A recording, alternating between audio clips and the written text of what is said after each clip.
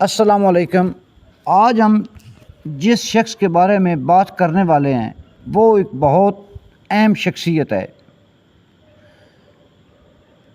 یہ کہانی ایک ایسے شخصیت کی ہے جس نے انڈیا کی آزادی کے بعد اس کا پہلا قدم تھاما اور اس قوم کو ایک قوم بنایا۔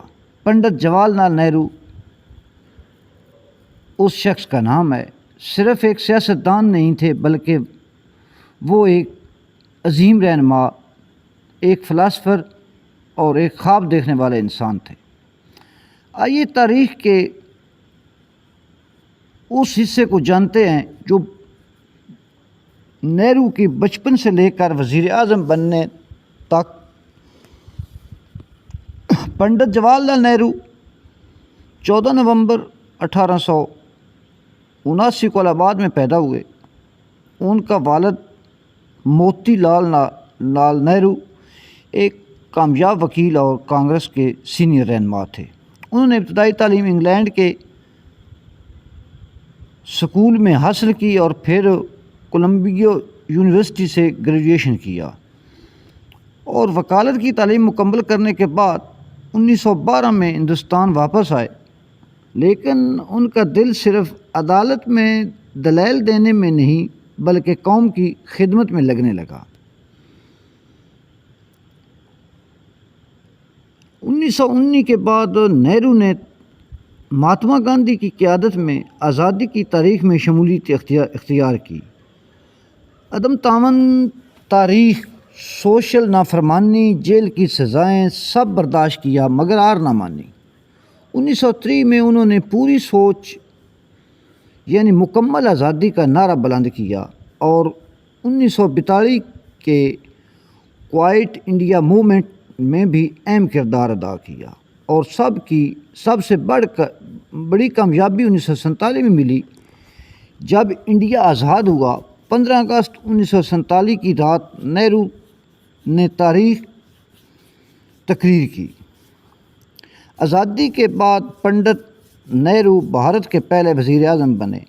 انہوں نے قوم کو جمہوریت، سوشلسٹ نظام اور سیکولرزم کے اصول پر چلایا۔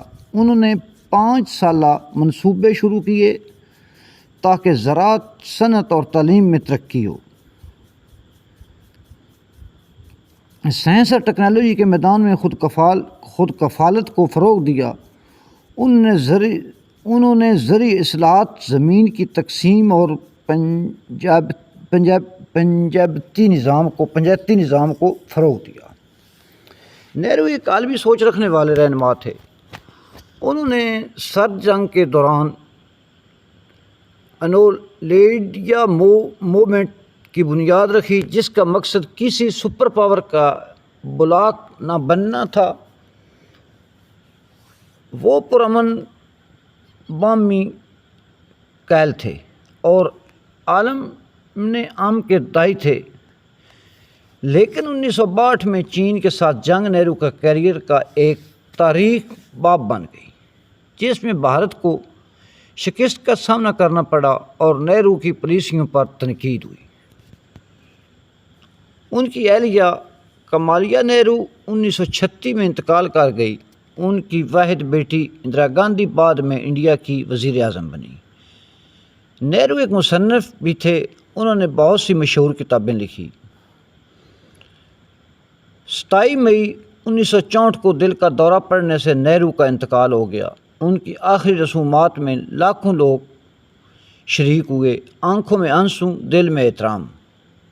ان کی یاد میں 14 نومبر کو ہر سال آج بھی ان کا یوم وفات منایا جاتا ہے۔